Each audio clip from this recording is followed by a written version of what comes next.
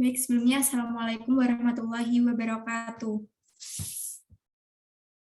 Perkenalkan, kami dari kelompok 5. Di sini kami akan mempresentasikan mengenai aliran transformasi dan transformasi generatif. Sebelumnya, perkenalkan kami untuk memperkenalkan diri dulu.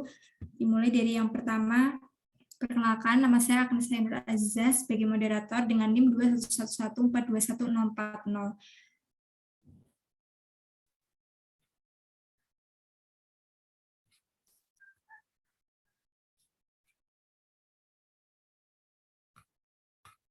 Kemudian yang selanjutnya ada Fitria Nur Aziza dengan NIM 21114211029. Ada Dwi Hasuti Mardianingrum dengan NIM 21114211027, Zaskia Ayu Ardita dengan NIM 21114211030, dan Rizky Ananda Putri dengan NIM 21114211039. Sebelumnya, kami akan membacakan dulu materi-materi yang akan kita bahas. Yang pertama di sini ada definisi, kemudian ada sejarah perkembangan, yang ketiga ada tokoh, keempat ciri-ciri, kelima kelebihan dan kekurangan, dan yang terakhir ada contoh dan penerapan. Untuk yang pertama, definisi akan dijelaskan oleh Saudari Arum. Kepada Saudari Arum, waktu dan tempat dipersilahkan. Terima kasih atas kesempatannya. Di sini saya akan menjelaskan mengenai definisi aliran transformasi dan aliran transformasi generatif. Secara umum, transformasi generatif merupakan proses atau kaidah perubahan dari struktur dalam menjadi struktur luar atau permukaannya, baik dalam menambah, mengurangi, permutasi maupun pergantian. Ada beberapa pandangan menurut tokoh. Yang pertama dari Kraft tahun 1980 halaman 153, transformasi adalah suatu proses merubah bentuk bahasa menjadi bentuk-bentuk lain, baik dari bentuk sederhana ke bentuk yang kompleks maupun dari bentuk kompleks ke bentuk yang sederhana. Tokoh yang kedua ada Samsuri tahun 1981 halaman 35, transformasi adalah proses atau hasil pengubahan sebuah struktur kebebasan atau struktur yang lain menurut kaidah tertentu. Tokoh yang ketiga ada Krida Laksana tahun 1984 halaman 198, transformasi adalah kaidah untuk mengubah struktur gramatikal lain dengan menambah, mengurangi, atau mengatur kembali konstituen-konstituennya. Tokoh yang keempat ada Rosenbaum tahun 1968 halaman 28. Transformasi adalah proses perubahan struktur dalam suatu kalimat ke dalam struktur luar atau struktur permukaannya. Tokoh yang kelima ada Krida Laksana tahun 1993 halaman 69. Kalimat dianggap sebagai satuan dasar dan hubungan antara unsur-unsur dalam struktur kalimat diuraikan atas abstraksi yang disebut kaidah struktur frase dan kaidah transformasi. Jadi dari pendapat-pendapat di atas dapat disimpulkan bahwa transformasi generatif merupakan proses atau kaidah perubahan dari struktur dalam menjadi struktur luar atau permukaannya, baik dalam menambah, mengurangi, permutasi maupun pergantian. Teori transformasi generatif meninjau aspek bahasa berdasarkan sudut pandang bahasa itu sendiri, serta menelaah unsur-unsur atau fungsinya dalam bahasa yang diteliti. Sekian, terima kasih. Baik, untuk materi yang selanjutnya adalah mengenai sejarah perkembangan dari aliran transformasi dan aliran transformasi generatif yang akan disampaikan oleh Saudari Fitria. Kepada Saudari Fitria dipersilahkan. Baik, terima kasih. Saya akan menyampaikan tentang sejarah perkembangan aliran transformasi generatif.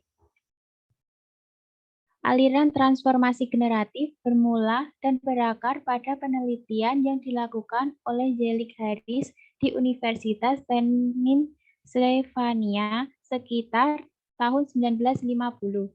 Kemudian mahasiswa Profesor Zelig Harris yang bernama Noam Chomsky mencetuskan sebuah teori transformasi generatif yang mengkritik teori linguistik Ferdinand de Saussure dan Leonard Bloomfield.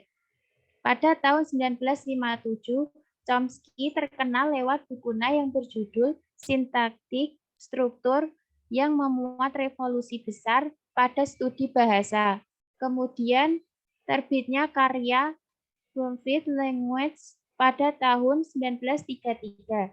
Pada buku ini melahirkan aliran transformasional generatif grammar. Teori ini dikembangkan pada buku yang kedua yang berjudul Accept of the Theory of Syntax pada tahun 1966. Dalam buku ini, Chomsky telah menyempurnakan teorinya mengenai sintaksis dengan mengadakan beberapa perubahan prinsipil yang dikenal dengan istilah standar teori. Kemudian, bukunya itu dikembangkan lagi pada tahun 1972 dan diberi nama Extended Standard Theory. Pada tahun 1975, direvisi kembali dan diberi nama Revised Extended Standard. Dan revisi terakhir dengan nama Government and Binding Theory. Kemunculan buku keduanya ini pada akhirnya memunculkan fase linguistik baru dan revolusi dalam bidang linguistik. Kedua buku tersebut disempurnakan dengan buku yang ketiga yang berjudul Topic in the Theory Generative of Grammar pada tahun 1966.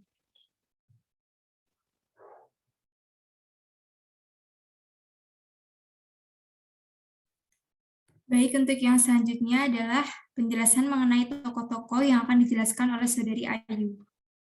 Pada Saudari Ayu dipersilahkan. Baik, terima kasih atas kesempatannya. Selanjutnya kita akan membahas tentang tokoh dalam aliran ini, yaitu Noam Chomsky. Poin pertama yaitu biodata mengenai Noam Chomsky.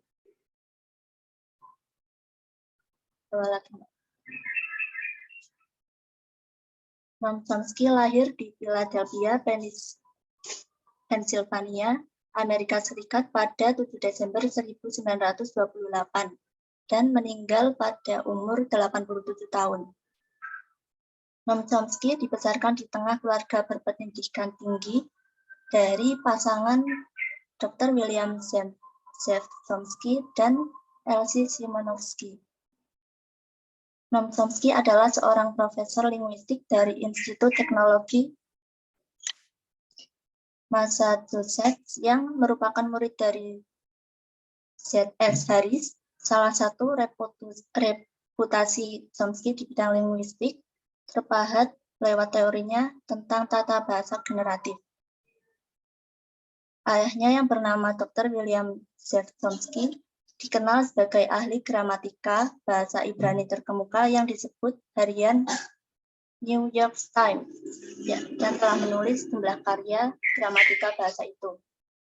Pada usia 12 tahun, Chomsky sudah membaca salah satu karya berat tentang tata bahasa Ibrani abad ke-13. Selain memperkenalkan bahasa dari warisan budaya leluhurnya, yaitu Yahudi, ayah Chomsky juga memperkenalkan tradisi intelektual yang telah melekat dalam diri Chomsky. Sementara ayahnya mewarisi tradisi kebebasan intelektual, ibunya yang bernama Elsie Simonovsky ini memiliki kecenderungan ke kiri-kirian atau anti kemapanan, menekannya pentingnya keseimbangan untuk bertindak sebagai pemikir yang sekaligus aktivis.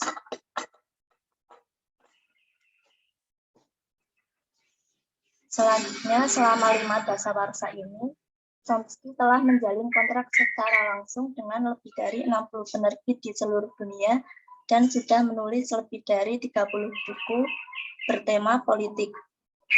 Dan baris-baris kalimat dalam tulisannya muncul di lebih dari 100 buku, mulai dari karya ilmiah tentang linguistik, politik, hingga kumpulan kuliah, wawancara, dan esai. Selanjutnya, Mbak. Nah, di sini ada beberapa buku karya Noam Chomsky yang berjudul 1. Logical Structure of Linguistic Theory yang diterbitkan pada tahun 1955. Yang kedua adalah Syntactic Structures yang terbit ini pada tahun 1957 yang benar. Kemudian Topics in the Theory of Generative Grammar pada tahun 1966. Selanjutnya ada buku Language of and Mind yang terbit pada 1968. Yang terakhir ada contoh buku dari Noam Chomsky yang berjudul Lectures on Government and Binding yang terbit pada 1981.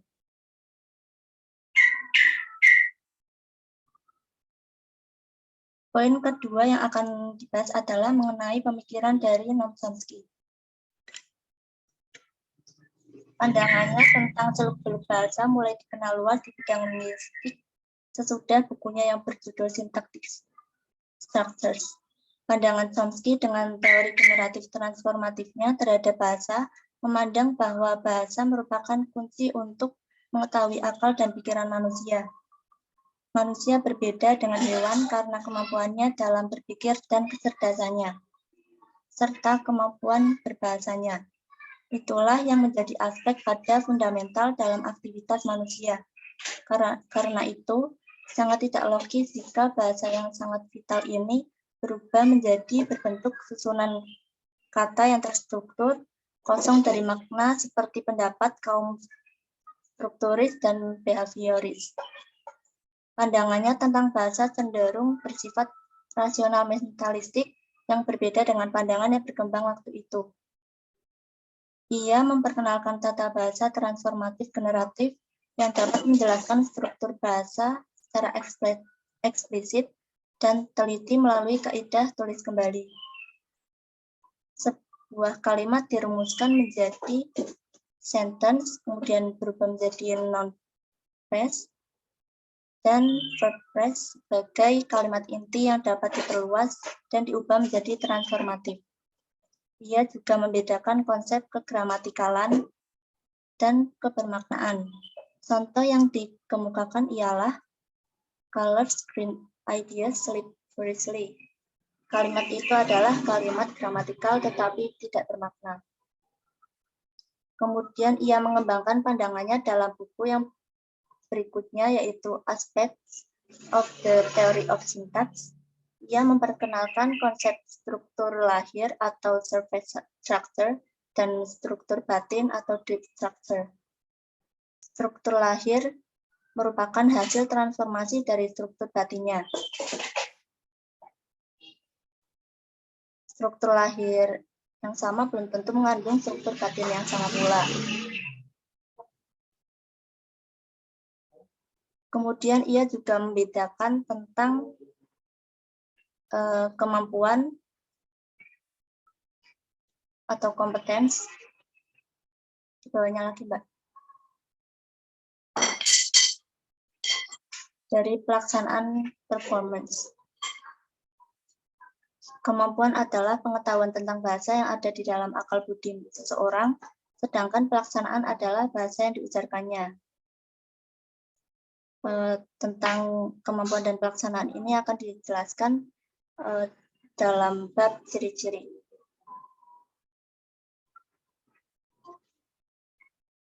Selanjutnya, teori Noam Chomsky mengenai hubungan bahasa dan pikiran. Noam Chomsky mengajukan kembali teori klasik yang disebut hipotesis nurani, yang merupakan struktur bahasa adalah nurani. Artinya, rumus-rumus itu dibawa sejak lahir. Pada waktu seorang anak mulai mempelajari bahasa ibu, dia telah dilengkapi sejak lahir dengan satu peralatan konsep dengan struktur bahasa dalam yang bersifat universal. Sebelum ini ada pandangan dari von Humboldt yang tampak tidak konsisten. Pada satu pihak, von Humboldt menyatakan keragaman bahasa-bahasa di dunia ini mencerminkan adanya keberagaman pandangan hidup. Tetapi di pihak lain, beliau berpendapat bahwa yang mendasari tiap-tiap bahasa manusia adalah satu sistem universal yang menggambarkan keunikan intelek manusia. Karena itu, Van Humboldt juga sependapat dengan pandangan rasional yang mengatakan bahwa bahasa tidaklah dipelajari oleh anak-anak dan tidak pula diajarkan oleh ibu-ibu, melainkan tumbuh sendiri dari dalam diri anak-anak itu dengan cara yang telah ditentukan lebih dahulu oleh alam sesuai dengan keadaan lingkungannya. Pandangan Van Humboldt yang tidak konsisten itu dapat diperjelas oleh teori Chomsky ini. Menurut Chomsky yang sejalan dengan pandangan rasional, bahasa-bahasa yang ada di dunia adalah sama karena didasari oleh satu sistem yang universal, hanyalah pada tingkat dalamnya saja, yang disebut struktur dalam pada tingkat luar atau struktur luar. Nah, maka hipotesis Nurani ini berpendapat bahwa struktur-struktur dalam bahasa adalah sama. Struktur dalam setiap bahasa bersifat otonom dan karena itu tidak ada hubungannya dengan sistem kognisi atau pemikiran pada umumnya termasuk kecerdasan. Bagian akhir dari pembahasan pandangan atau pemikiran Chomsky ini ada satu teori yang penting untuk dipahami bahwa menurut teori transformasi generatif, tata bahasa itu terdiri dari 3 buah komponen, yaitu komponen sintaksis, semantik, dan fonologis. Namun untuk memahami ketiga konsep tersebut perlu dipahami dulu konsep struktur dalam dan struktur luar. Sebagaimana disebutkan di awal bahwa maksud dari struktur dalam adalah struktur kalimat itu berada di dalam otak penutur sebelum diucapkan. Sedangkan struktur luar adalah struktur kalimat itu ketika diucapkan dan dapat didengar. Jadi bersifat konkret. Menurut teori ini, di dalam otak kita terdapat satu peringkat representasi yang abstrak untuk kalimat yang kita lahirkan. Artinya, representasi struktur dalam ini dihubungkan oleh rumus-rumus transformasi dengan representasi struktur luar, yaitu kalimat-kalimat yang kita dengar atau yang kita lahirkan. Terima kasih.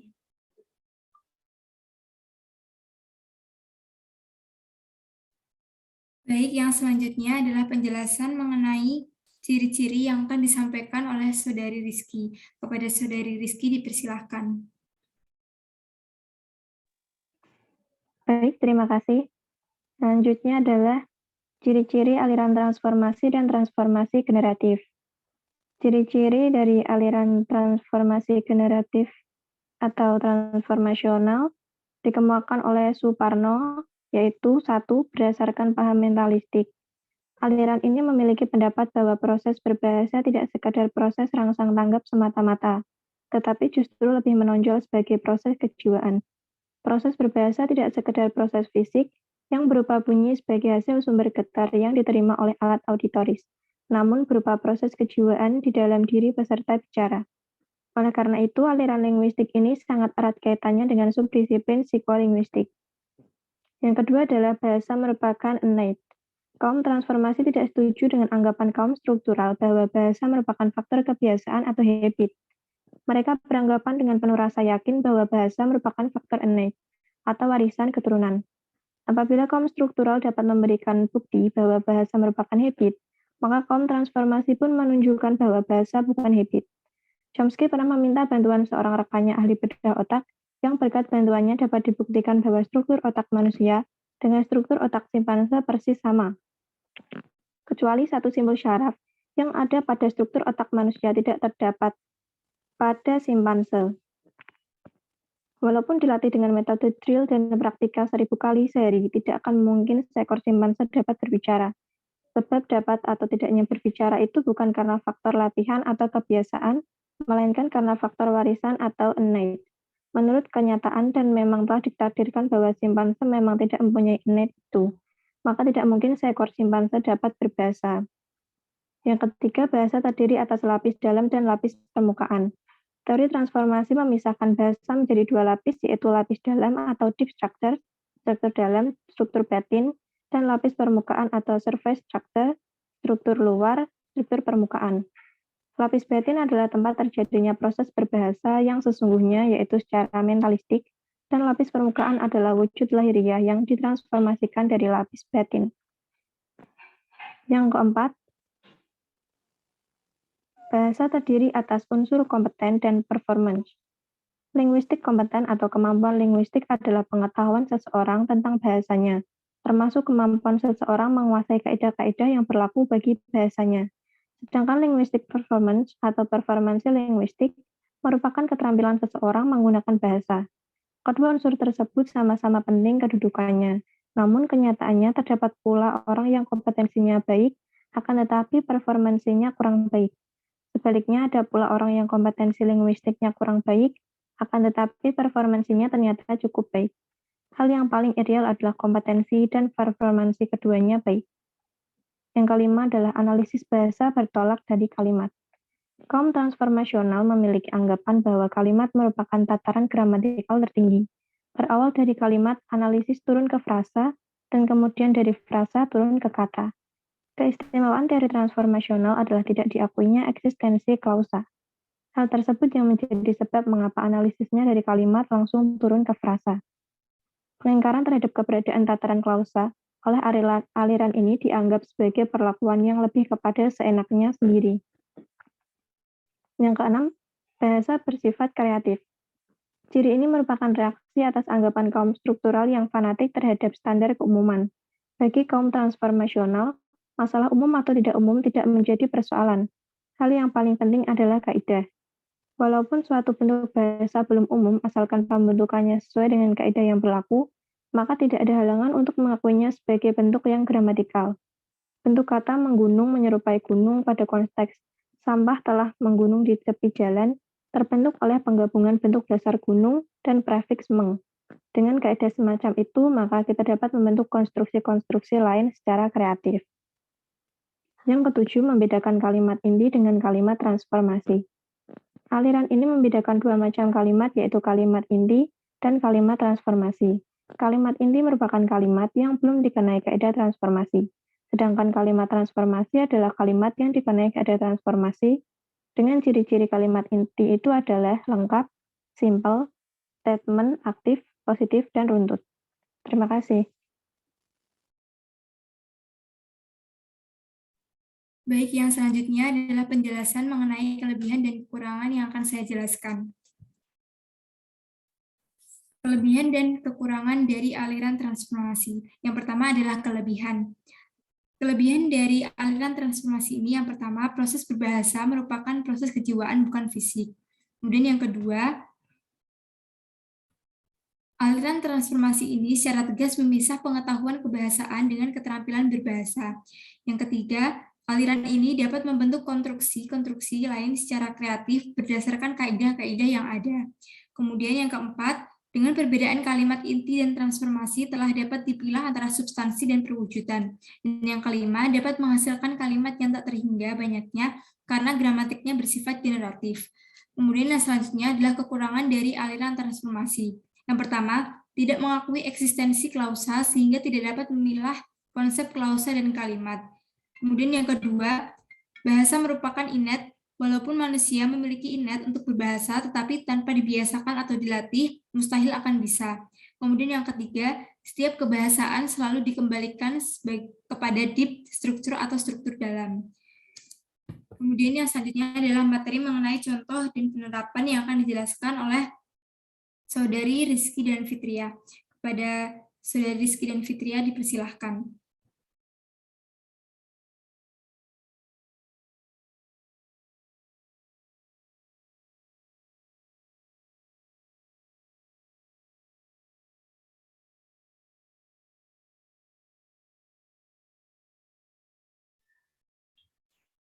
Baik, untuk contoh penerapan teori transformasi generatif. Transformasi generatif meninjau aspek bahasa berdasarkan sudut pandang bahasa itu sendiri, serta menelaah unsur-unsur dan fungsinya dalam bahasa yang diteliti. Teori Chomsky memberikan ajaran dalam memahami bahasa secara transformatif. Untuk contoh tulisan yang memakai teori transformatif generatif akan dilanjutkan oleh Rizky. Baik, selanjutnya adalah contoh kalimat Yang pertama ada welcome, ahlan wa sahlan, dan selamat datang merupakan 3 unsur struktur permukaan yang ditransformasikan dari satu struktur dalam yang sama. Yang kedua, para mahasiswa melaksanakan rapat di ruang B3.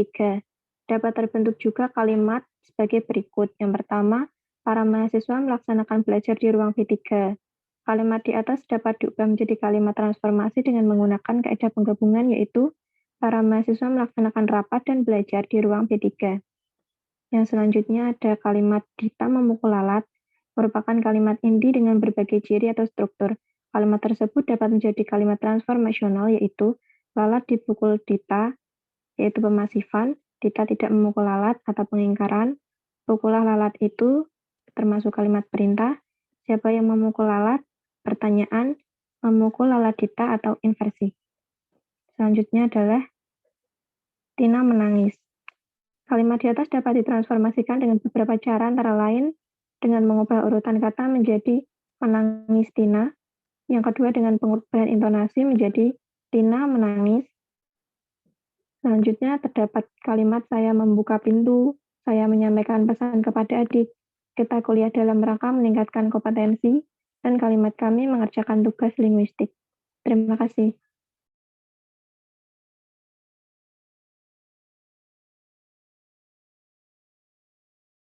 Baik, itulah materi dari presentasi yang dapat kita sampaikan pada hari ini.